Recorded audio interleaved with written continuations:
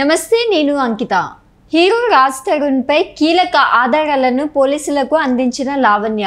అయితే తనకు అబార్షన్ అయినట్లు, ఆ అబార్షన్ చేయించిన ఫైల్ పైన రాజ్ తరుణ్ సంతకం చేసినట్లు కూడా తన ఆధారాలను అయితే పోలీసులకు ఇచ్చింది. సో దీనిపైన డిస్కస్ చేయడానికి నాతో పాటు senior analyst Jagdev sir here with us. ఆయన అడిగి మరిన్ని విషయాలు తెలుసుకుందాం.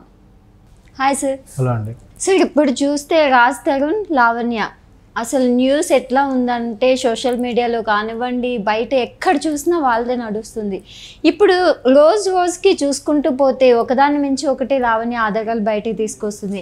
ఇప్పుడు లేటెస్ట్గా చూస్తే ఏమో తన అబార్షన్ చేయించుకున్నట్లు కూడా ఒక ఫైల్ తీసుకొచ్చింది, కేర్ షీట్.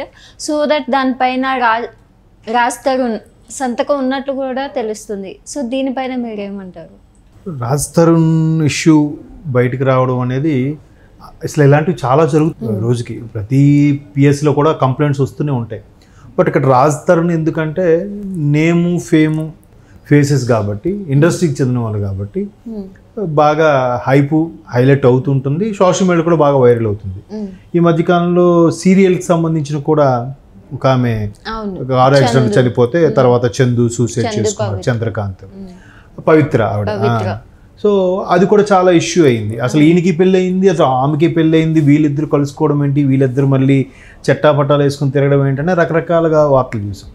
సో అది ఇంకా తెరమరుగు అవ్వకముందే మళ్ళీ ఈ ఇన్సిడెంట్ తెర మీదకి వచ్చింది. హార్డ్లీ 1 month అయినది. సో ఇక్కడ ఏంటంటే ఈమె లావణ్య గట్టిగా మొండుపట్టు పట్టినట్టు అనిపిస్తుంది. రాజ్ తరుణ్ నాకు కావాలి, నేను దక్కించుకోవాలి అని చెప్తూ రోజుకొక అంశం మీద ఆవిడ కంప్లైంట్ ఇస్తుంది. అండ్ మోర్ ఓవర్ రకరకాల సాక్ష్యాలను కూడా ప్రవేశపెడుతుంది. స్టార్టింగ్లో ఏమనుకున్నారంటే అందరూ జనరల్గా ఇండస్ట్రీ అన్నాక రకరకాల వర్క్స్లో కానీ లేదంటే ఒక ప్రాజెక్ట్ చేసేటప్పుడు చాలా కొల్యూడ్గా సరదాగా ఉంటారు కదా, అలాంటి నేపథ్యం ఏమైనా ఉందేమో గతంలో పరిచయం. సో అందుకు ఇద్దరికిద్దరు అలా పరిచయం ఉండొచ్చు, ఏదో అయి ఉండొచ్చు, సరే ఫ్రెండ్షిప్లో విడిపోయి ఉండొచ్చు, లేదా ఇవాళ రేపు లివింగ్ టుగెదర్ అని దాన్ని ఏమంటారు సహజీవనాలని రకరకాలుగా పేర్లతో ఏం చేస్తే దాన్ని ఎవరికి పట్టించుకోవట్లేదు. అంటే ఎవరి ఇష్టం వాళ్ళది, దానికి పెద్దగా ఎవరు సీరియస్గా కూడా తీసుకోవట్లేదు. సొసైటీ కూడా అలవాటు పడిపోయింది దానికి. సో అట్లాంటి నేపథ్యం ఏమో అయి ఉండొచ్చులే అనుకున్నారు. బట్ ఆమె మీద రకరకాల ఎలిగేషన్ ఏంటంటే ప్రజెంట్ ఆయన పనిచేస్తున్న సినిమాకి సంబంధించిన హీరోయిన్తో అఫైర్గా ఉన్నాడు, ఆయన ఈమెను పట్టించుకోవట్లేదు, ఆ హీరోయిన్ తాలూకా ఫాదరు బ్రదరు ఈమెకి వార్నింగ్ ఇచ్చారని రకరకాలుగా వస్తే ఆ హీరోయిన్ కూడా కంప్లైంట్ పెట్టింది. నాకు తిరిగి ఆమె వార్నింగ్ ఇస్తూ నేను ఇచ్చానంటుంది, అసలు ఆమె ఎవరో మాకు తెలియదు, రాజుతో కూడా క్లోజ్గా ఉండమంటే ఈ సినిమా వరకే, తర్వాత ఆయన ఎవరో మేమెవరో తెలియదు, ఆయన మాతో ఎప్పుడు రాలేదు రకరకాలుగా. బట్ మళ్ళీ వెంటనే ఏమంటుంది, లేదు దాంతో సినిమా స్టార్ట్ అయ్యాకే నాతో పెడమొహంగా ఉన్నాడు అని అంటుంది. మరి గడిచిన 8-9 నెలల నుంచి ఏమయ్యావు తల్లి అని అంటే ఏదో డ్రగ్స్ విషయంలో అరెస్ట్ అయ్యానని కూడా చెప్తుంది. సరే డ్రగ్స్ విషయంలో అరెస్ట్ అంటే వెంటనే ఈయనేమన్నాడు తెర మీదకి వచ్చి, నేను ఇప్పటికీ నోరపోతే నాకు ఇష్యూ అవుతుంది కదా, సరేలే ఆమె అటువంటి అమ్మాయి కాబట్టి నేను దూరం పెట్టాను అన్నట్టుగా చెప్పుకొచ్చాడు. దూరం పెట్టానంటే ముందు కలిసి ఉన్నట్టేగా, అక్కడ పాయింట్ పట్టుకున్నారు జనరల్గా. అంటే ఈ అమ్మాయి నా మేడ పైన రూమ్లో ఉండేది, నేను కింద ఉండేవాడిని, అప్పుడు కూడా ఎవరినో ఇలాగ పెళ్లి చేసుకోవాలని అంశం మీద తెర మీదకి వస్తే ఆ ఎఫ్ఐఆర్ కాపీ కూడా నా దగ్గర ఉంది అన్నట్టుగా చెప్పారు. కానీ బట్ ఈయన మరి పోలీసులకు అది హ్యాండ్ ఓవర్ చేశారా లేదా అనేది తెలియదు. అయితే ఇప్పుడు లేటెస్ట్గా వచ్చిన అంశం ఏంటంటే ఆమె గతంలో రాజ్ తరుణ్తో కలిసి జీవించడం వల్ల 2 సార్లు గర్భవతి అయింది, ఆ 2 సార్లు కూడా అబార్షన్ చేయించుకున్నారు. దానికి సంబంధించిన పత్రాలు ఇప్పుడు డాక్టర్స్ అబార్షన్ చేయాలని, అబార్షన్ అనేది నేరం అసలు యాక్చువల్గా చేయించుకోవడం. బట్ ఇవాళ రేపు చాలా జరుగుతున్నాయి, మనీ ఇస్తే మనీ మేక్స్ మెనీ థింగ్స్ అన్నట్టుగా చాలా జరుగుతున్నాయి. కానీ కాకపోతే వాళ్ళు కొంత అమౌంట్ తీసుకొని వాళ్ళ అభిష్టం మేరకే, లేదంటే డాక్టర్స్ కూడా కొన్ని అమెండ్మెంట్స్ ఉంటాయి. ఇప్పుడు ఆ బిడ్డ వల్ల ఆ అమ్మాయికి ప్రమాదకరం, ఆ బిడ్డ పెరగడం వల్ల ఆ అమ్మాయి ఆరోగ్యానికి ఇబ్బందికరం అనుకున్న అట్లాంటివి ఏవో చూపించి డాక్టర్స్ కూడా చేసేస్తున్నారు, లైసెన్స్డ్గానే చేసేస్తున్నారు. సో అట్లా చేసేటప్పుడు ఖచ్చితంగా తల్లి యొక్క అనుమతి, అదే అమ్మాయి తాలూకు అనుమతితో పాటు గార్డియన్ ఎవరో ఒకరు, ఫాదరా భర్తనా లేకపోతే ఇంకెవరు గార్డియన్కి ఎవరితో సంతకం పెట్టాలనేది ఒక కాన్సెప్ట్ ఉంటుంది.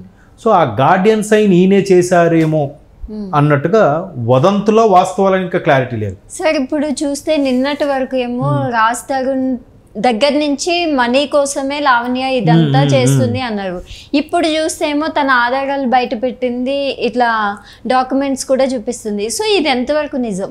అదే అంటున్నాను, ఇప్పుడు ఆవిడ అంత మొండి పట్టుకుని కూర్చుంది అని అంటే ఖచ్చితంగా బలమైన ఆధారాలు లేకపోతే ఆమె ఆ విధంగా మాట్లాడుతుంది.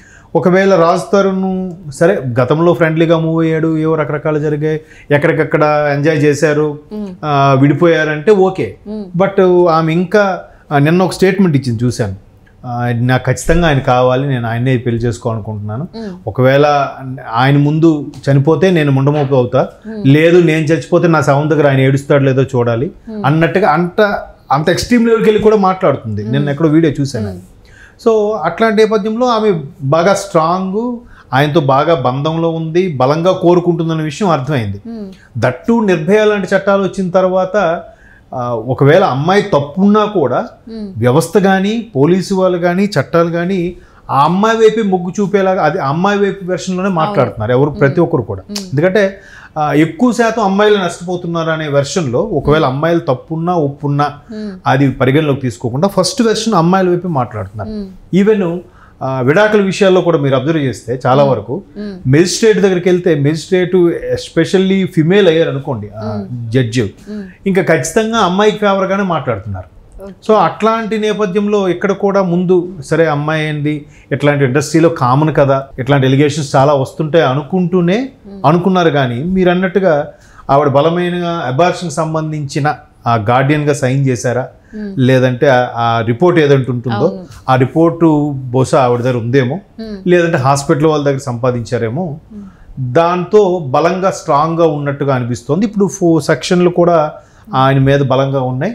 493 యాక్ట్ ఏదో కూడా పెట్టబోతున్నారు అన్నట్టు కూడా చూస్తున్నారు.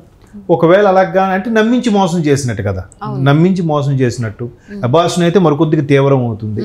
దట్టు అమ్మాయి ఇప్పుడు నిర్భయ చట్టాలు వచ్చిన తర్వాత అమ్మాయి దాన్ని ఆ నిర్భయాలు కూడా యాడ్ చేసేసారు అనుకోండి, ఆ చట్టాన్ని కూడా యాడ్ చేసేసారు అనుకోండి, ఇంకా ఖచ్చితంగా చాలా సివియర్గా ఉంటుంది.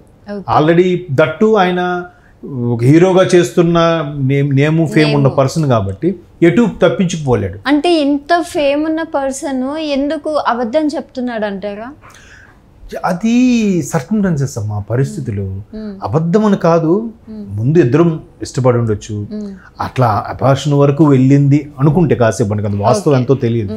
వెళ్ళిందంటే ఇద్దరికి సఖ్యత లేకుండా అట్లా జరగదుగా. సో జరిగి ఉండొచ్చు. తర్వాత ఇద్దరికి ఇప్పుడు భార్యాభర్తలు అన్న గొడవలు రావా, అట్లాగే లవర్స్ మధ్యలో కూడా గొడవలు వచ్చి బ్రేకప్ చెప్పుకుంటున్నారు. అట్లాగే ఇవాళ లివింగ్ టుగెదర్ లాంటిది అనుకోండి, సంథింగ్ లైక్ దట్. అట్లాంటప్పుడు కూడా మనస్పర్ధలు వచ్చి విడిపోయి ఉండొచ్చు. విడిపోయిన తర్వాత ఈమె మీద డ్రగ్స్ ఇష్యూ కూడా ఏదో వచ్చిందంట కదా, అరెస్ట్ అయ్యి లోపల ఉందంట, 40 days 43 days ఉందంట.